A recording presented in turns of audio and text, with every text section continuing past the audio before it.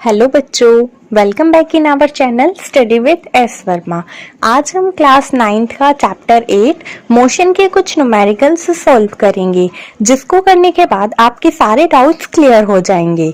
तो वीडियो को स्किप किए बिना एंड तक जरूर देखिएगा और अगर चैनल को अब तक सब्सक्राइब नहीं किया है तो सब्सक्राइब कर दीजिए, साथ ही बेल आइकन को भी दबाइए ताकि हमारे आने वाली वीडियोस के साथ आप अपडेट रह सकें। वीडियो पसंद आए तो लाइक करना ना भूलें। तो बच्चों, आज की इस वीडियो में हम मोशन की तीनों इक्वेशंस का यूज़ करने वाले हैं। साथ ही ये भी देखेंगे कि मोशन की कौन सी इक्वेशन किस न्यूमेरिकल में यूज़ की जाएगी। तो बच्चों, अगर आपने अभी तक मोशन की तीनों इक्वेशंस की डेरिवेशन नहीं देखी है तो उसका लिंक आपको डिस्क्रिप्शन बॉक्स में मिल जाएगा। साथ ही वीडियो आपको आई बटन में प्रोवाइड हो जाएगी, तो आप पहले उसे देख लीजिए, तभी आप इन न्यूमेरिकल्स को आसानी से सोल्व कर पाएंगे। So let's start with numerical number 1। A bus starting from rest moves with a uniform acceleration of 0.1 meter per second square for 2 minutes. It means यहाँ पर एक बस है, वो रेस्ट की पोजीशन पर थी। अब उसने रेस्ट की पोजीशन से मूव करना शुरू किया तो 2 मिनट के अंदर उसने 0.1 मीटर पर सेकेंड स्क्वायर का एक्सेलरेशन कवर किया है। So find the speed acquired and find the distance travelled. तो चलिए अब हम इसकी स्पीड और डिस्टेंस फाइंड करने का तरीका देख लेते हैं। तो बच्चों, यहाँ पर हमें सबसे पहले इनकी की टर्म्स लिखनी पड़ेंगी। इस क्वेश्चन में हमें एक्सेलरेशन गिवन है, that is 0.1 metre per second square. Time की वैल्यू हमें यहाँ पर गिवन है, दैट इज़ 2 मिनट। जैसा कि आप देख पा रहे हैं, टाइम जो है हमें यहाँ पर सेकेंड्स में गिवन नहीं है, तो हमें इसे सेकेंड में कन्वर्ट करना पड़ेगा। तो कन्वर्ट करने के बाद हमारा आंसर आ जाएगा 120 सेकेंड। तो अब हम यहाँ से अगर एक्सेलरेशन की वैल्यू फाइंड करें, that is v minus you divided by T. लेकिन हमने जैसा कि वीडियो की स्टार्टिंग में कहा था कि हमें यहाँ पर मोशन की इक्वेशंस यूज़ करनी है, तो यहाँ पर हम एक्सेलरेशन फाइंड करने के लिए मोशन की फर्स्ट इक्वेशन यूज़ करेंगे, that is v equals to u plus a t. तो अगर हम इनमें वैल्यूज़ को पुट कर दें तो हमारा आंसर यहाँ से कुछ इस तरह से निकल कर आएगा, दैट इज़ v जो है वो हमारा हो जाएगा 12 मीटर पर सेकेंड। तो यहाँ से हमारी जो स्पीड की वैल्यू थी वो हमने निकाल ली है। तो यहाँ से भी बच्चों हम सबसे पहले डिस्टेंस फाइंड करना सीखेंगे। Distance means S. तो डिस्टेंस के लिए भी सबसे पहले हमें की टर्म्स लिखनी पड़ेंगी, जैसे कि हमारे पास एक्सेलरेशन हमें गिवन है, वेलोसिटी हमें यहाँ पर गिवन जो हमने यहाँ से निकाल ली थी। इसके बाद हमें इनिशियल वेलोसिटी गिवन नहीं है, तो हम यहाँ पर 0 लेंगे। टाइम हमने चेंज किया था, दैट इज़ 120 सेकेंड। अब हम यहाँ से एस की वैल्यू को ईजिली फाइंड कर सकते हैं। तो इस क्वेश्चन के लिए बच्चों हमें यहाँ पर मोशन की थर्ड इक्वेशन का यूज़ करना है। तो बच्चों, यहाँ पर मोशन की थर्ड इक्वेशन है 2as equals to v square minus u square. लेकिन जैसा कि हम जानते हैं कि हमें यहाँ पर s की वैल्यू फाइंड करनी है, तो s की वैल्यू फाइंड करने के लिए हमारा फॉर्मूला कुछ इस तरह बन जाएगा।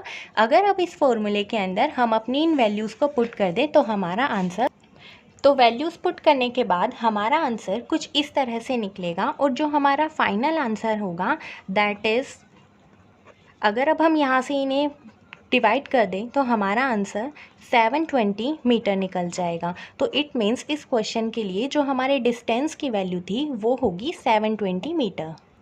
Now, second question is, a train is traveling at a speed of 90 kilometre per hour. It means एक ट्रेन जो है वो 90 किलोमीटर पर आवर की स्पीड से ट्रैवल कर रही है। Brakes are applied so as to produce a uniform acceleration of minus 0.5 metre per second square.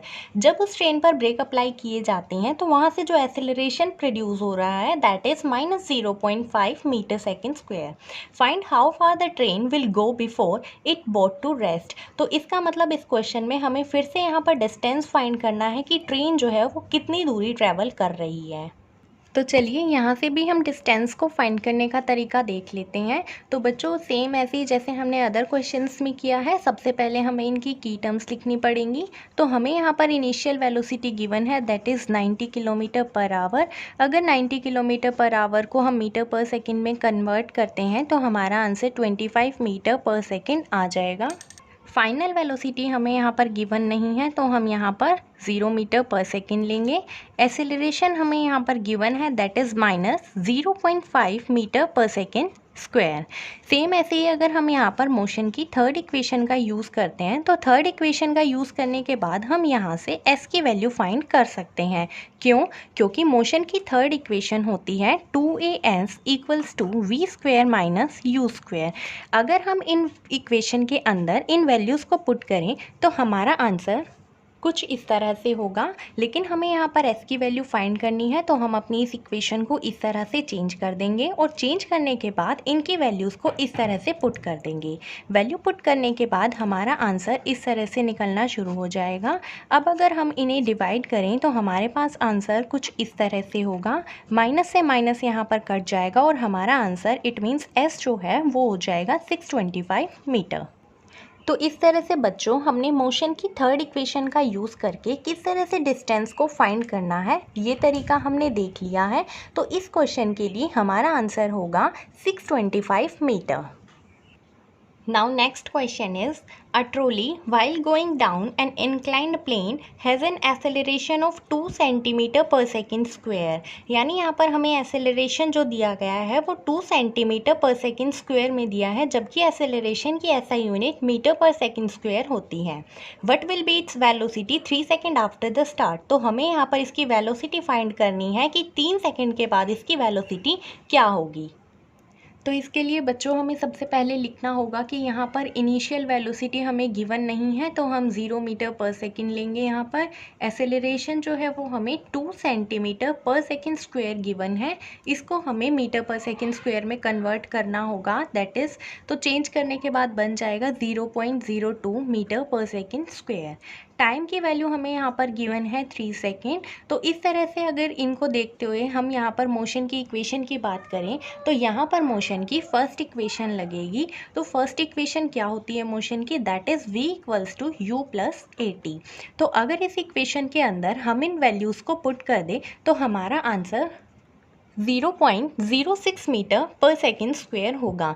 लेकिन जैसा कि हमें दिख रहा है कि एक्सेलरेशन की ऐसा यूनिट हमें यहाँ पर सेंटीमीटर पर सेकंड स्क्वायर में दी गई है, तो हमें इस नंबर को सेंटीमीटर पर सेकंड स्क्वायर में चेंज करना होगा और चेंज करने के बाद हमारा आंसर बन जाएगा 6 सेंटीमीटर पर सेकंड स्क्वायर।